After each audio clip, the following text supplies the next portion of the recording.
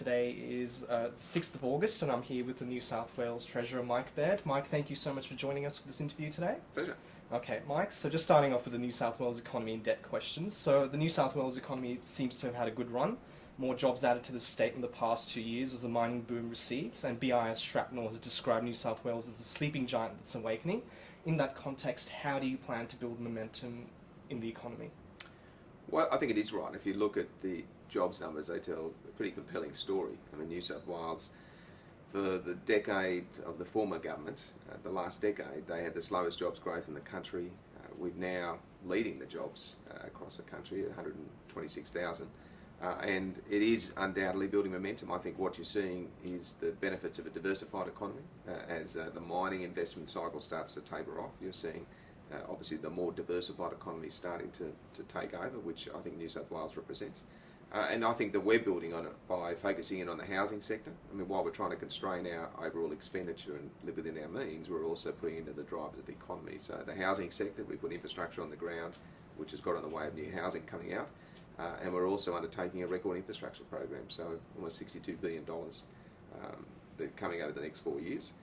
And that is going to deliver jobs and confidence and build on the momentum I think you're seeing. So you're seeing the incentives work. I mean, we've raised the payroll tax thresholds. We've provided a rebate for new jobs for those that are paying payroll tax, $5,000 in the recent budget for every new job that comes in. So I think the targeted rebates, the targeted incentives to businesses, making it cheaper to employ infrastructure on the ground in the housing sector is going to build on the momentum you've seen in the last couple of years. Oh, excellent. It's been nearly 2 years since the launch of the Warrant Bond Scheme. How much money has this program raised, and has that amount of capital raised met your expectations? I mean, it's certainly getting there. I mean, we had a goal to raise $200 million over the 4 years when we launched it. We're just over or just up to really the halfway point, and we're about $70 million. But the expectation is that rate is increasing. So we're very confident over the 4 years we'll raise more than $200 million now. There's a migration investment visa that has become attractive, together with more retail pickup. So as a package, we are certainly seeing the Waratah bonds working, and it really is about governments diversifying, providing a product that's tapping into self-insured superannuation schemes, and we're leading the pack on that, and I think it's a good thing. Okay. We've seen the Commonwealth list its nominal and inflation-linked securities on the ASX. Will you be looking to lead on a state level by getting Waratah bonds up on the ASX? Well, we're certainly open to that. I mean, we're looking for a range of platforms to sell them on. We've gone through a couple of retail platforms. We're open to expanding that. Again, we are at the front end of the curve on this. We certainly see the need. I mean, you just have to look at the size of self-managed super funds and the trajectory going forward. Having products that can be tapped into, I think, is critical. And at the moment, what you're seeing in terms of interest rates falling, so obviously deposit rates are falling. There's a capacity in terms of competitiveness for bonds. So we certainly see a very strong opportunity for this product, and it's one that we'll continue to monitor, and we'll look for all possible platforms. Okay.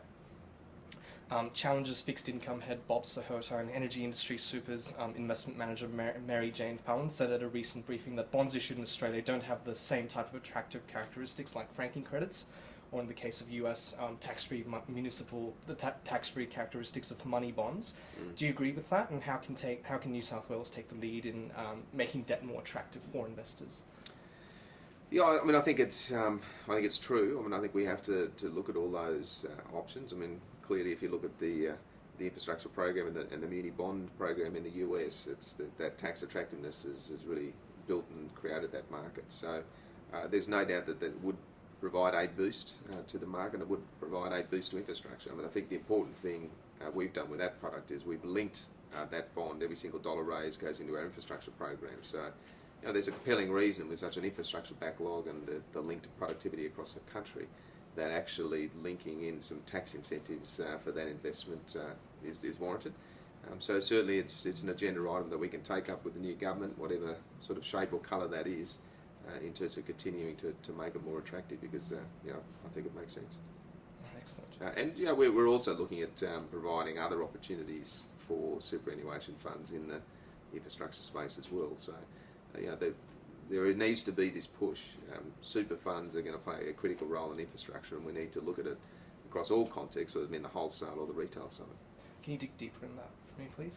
Well, so the West Connects model, which is something that I think we're at the cutting edge on. How do you deliver a $10 billion project into this market with both limiting the amount of government contribution and providing opportunities for the wholesale side, the superannuation side, and we think that if you structure the money from government going in first, effectively as equity and subordinated debt, but it's a government tranche that leads, then debt that's raised on top with the equity there against proving cash flows, well, super funds could be interested in that investment. Rather than just taking equity, they might actually be interested in the debt side. So certainly that's something we're exploring with the sector as well. Excellent. How do you see the New South Wales financial services sector helping grow the New South Wales economy, and how will you be fostering the growth of that financial services sector to ensure it's making a good contribution to new state growth? Yeah, and it's not something that's, everyone understands that the financial services is important here in Sydney and New South Wales, but I don't think anyone would think that it's 16% of the economy. So it is a big part of New South Wales, and it is undoubtedly one of our competitive advantages. And I think that one of the interesting things, even though the times have been relatively constrained for the financial services in the past couple of years, and you have seen the major trading banks here, constrain some of their expenditure while the market is flat in terms of volumes. We have seen a massive expansion of the Asian banks in particular. So Chinese banks have come out, Korean banks and Japanese banks. There's been an influx, all of them sort of setting up headquarters here in Sydney. We also have this new canvas, which is what I've called the Canary Wharf of the Asia Pacific, which is Barangaroo. And we're seeing new players come down to that market, down to that place, and it is a natural place for financial services to grow and expand. So with the critical mass that's here, with what is considered around the world as probably the biggest infrastructure opportunity over the next 5 to 10 years, which is our program here in New South Wales. There's a $10 billion railway, the similar road project, the West Connects, and the other PPPs that we're undertaking. The capital collision together with the need for many partners around the world to follow their banks in. It's a pretty exciting time. So building those links, promoting those links, I think that is the role of government. Oh, excellent. Moving on to the career and industry advice question. So you've had experience in the private sector. You've worked at NAB, Deutsche Bank and HSBC. Given you've been on both sides of the fence, how do you perceive that business and government could better interact? Yeah, it's interesting. Reflecting on the time, there's no doubt that there's a sense in the public sector. There's a bit of caution about the private sector. It's an unknown entity, and in the private sector, they're really too busy to bother about the public sector. And I see a powerful collision between the two. The skills, the experience, the energy, coupled with the need for good public policy and process, which a public service brings. You bring those two together, and I think you can start to see some fantastic results. In Treasury here in New South Wales, we've had, I think, a good fusion of those skills. We've brought people in from the private sector with good public sector experience, and existingly created, I think, a pretty dynamic environment where you're getting the best of the private sector, creativity, new ideas, new approaches to some of the difficult challenges we've faced, together with the overriding improvement in processes and policy that some of the longer term employees sort of bring to the table. So I think we need to drive that in a much stronger way. Certainly things like the West Connects project and the Northwest Rail Link, they're open marketplace engagement where government and the private sector is going to come together in a very powerful way. We're already seeing positive developments in the Northwest Rail Link. The model we're putting together with West Connects is being developed in conjunction with the private sector, and I think that is going to shape the way PPPs and I guess government and the private sector goes forward in some key infrastructure projects. Okay, excellent. What are the key practical tips you'd have for business in order to engage better with government? I think it's about persevering, and it's also very much targeting the approach. There are so many ideas, so many opportunities that come across ministers' desks that the more targeted it is, the more specific at the right time. So doing the research before the pitch goes in to know exactly what is required and what might be of interest would be my key tip. Certainly you have an opportunity here in this state through an unsolicited proposal, which is sort of proving very beneficial in some of the ideas that are coming through there. Really what the government is saying, we're looking for partners across all of the challenges we're facing, whether it be social policy, and when we've started the social benefit bond program, whether it be missing links of infrastructure such as the F3 and M2, you are seeing creative and innovative approaches where government and the private sector is coming together. And if the idea is right, you really haven't had a government for a long time in this state that said, well, we're willing to talk to you, willing to discuss, because we want to get the state moving. Excellent. I'm moving on to the infrastructure question. So IFM Chair Gary Weaven has for some time pitched a model where the long-term natural owners, for example, super funds, are far more active in the entire origination and setup of the asset from its very inception through to delivery and ramp-up. Is the funding model for WestConnex consistent with Gary's model, and are we going to see the state continuing along this model for projects in the future? Yeah, I mean, it's not dissimilar to Gary's model. I mean, ultimately what we've said is, if you look at the market at the moment, really the key risk is patronage risk, so looking at tollways in particular. Who's going to take tollway risk, and what's the cost of that risk? And yes, the private sector will take it, but the cost that they're going to apply to it, the discount that you would receive as government, the economics really don't make sense. So while that sits there, you've got this hold up in the development of the model. So our idea is, in consultation with the sector, is that, well, hang on, why doesn't the government put the money in first? We can get the project built and procured under competitive tender, as you normally would, build that in a competitive way, and then once the cash flows start to be proven up, well, it turns effectively from a greenfield to a brownfield. Those cash flows, that project then starts to become very attractive, and ultimately at that point we're looking to either look for additional equity or raising debt, so debt that could be financed against those tollways, and then once that is sort of raised, that additional money goes into the next project or the next part of the project, and further cash flows are raised. At the conclusion, the government then has the capacity to say, well, we've got an equity position in there, we want to take that capital and move on to the next one, so create a new model, but that provides an opportunity for super funds to come in. So you're recycling your capital while you go as well. So the government being smart, I think, taking the risk where the market really won't take it at this point in time, then once those risks are through, looking for opportunities to release the capital and put it into the next project. So I think it's innovative. Obviously we're proving it up as we speak, but it's very likely that if this is successful, that we would roll it out across other projects as well. Okay. How does the unlocking of capital through asset sales interact with infrastructure investment and help the economy?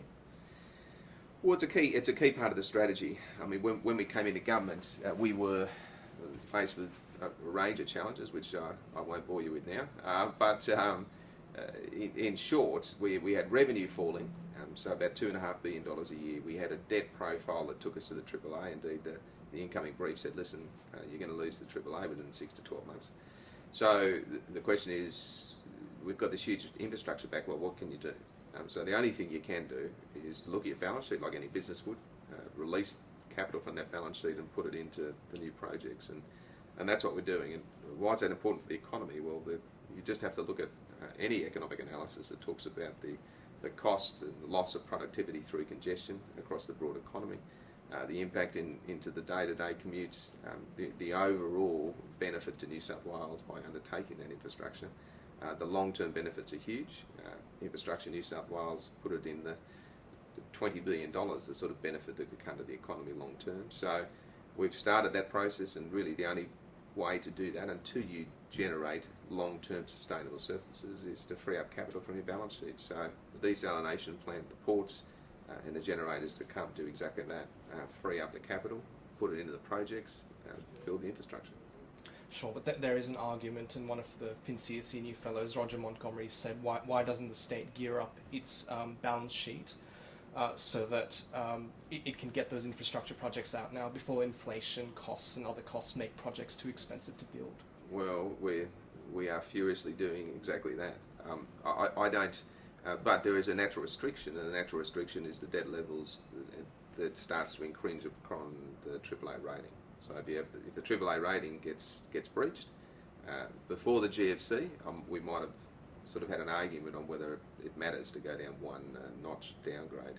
After the GFC, that is no longer the case. I mean, if you look at the differential between a AAA and a AA plus sovereign in this market and where they got to post the GFC, I mean, it got up to 60 points at some point. So on the level of debt we have, the estimation, a reasonable estimation of that cost over 10 years is $3.75 billion.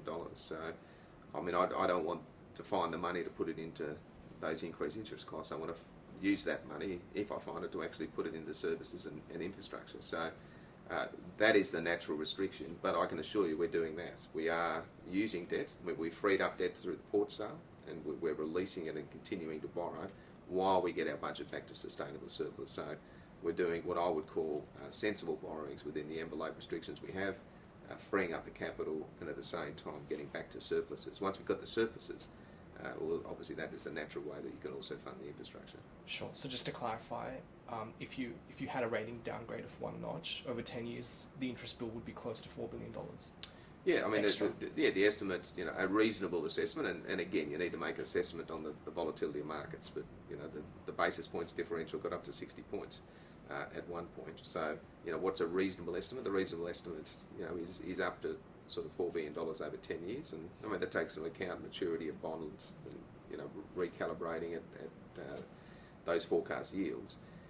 But, yeah, I mean, there is now a much wider variance attributed to that one-step downgrade.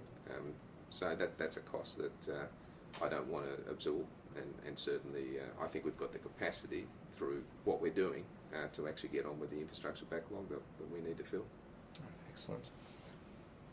A recent OECD report pointed out that Canada provided some important lessons with respect to infrastructure investment for other markets, in particular the nation's direct investment model lowered costs for their defined benefit scheme owners, and there's less bureaucracy to approve projects, which is something that Infrastructure Australia's pointed out as well, and that project developers are less reliant on bank financing as Canada's got a well-developed project bond market. In your view, do we need to apply some of those lessons from that economy to here? Yeah, I mean, I think there's similarities, and I think that bond market into the infrastructure space, I think, is something we need to develop. I mean, that is something we're looking at as part of the WestConnex model. I mean, as I said, if you put in the government contribution sort of up front, then you sort of raise debt against proven cash flows, or you can raise debt to whatever investment grade credit rating you think is appropriate, but part of that should be linked to a bond market to actually start to prove that and put some depth and liquidity into the bond market here. So I agree with that, and I also think that where Canada has done well is the engagement, and naturally they've got the long-term pension funds there that are playing a role in infrastructure there, as they are increasingly here. So yeah, but I think there's good synergy between us and Canada, and some of their developments we are obviously closely watching because they are definitely applicable here, and they're good people, Canadians. All right, Treasurer, thank you so much for your time. Anything else you wish to add? No, appreciate the time. No worries. Thank you. All right.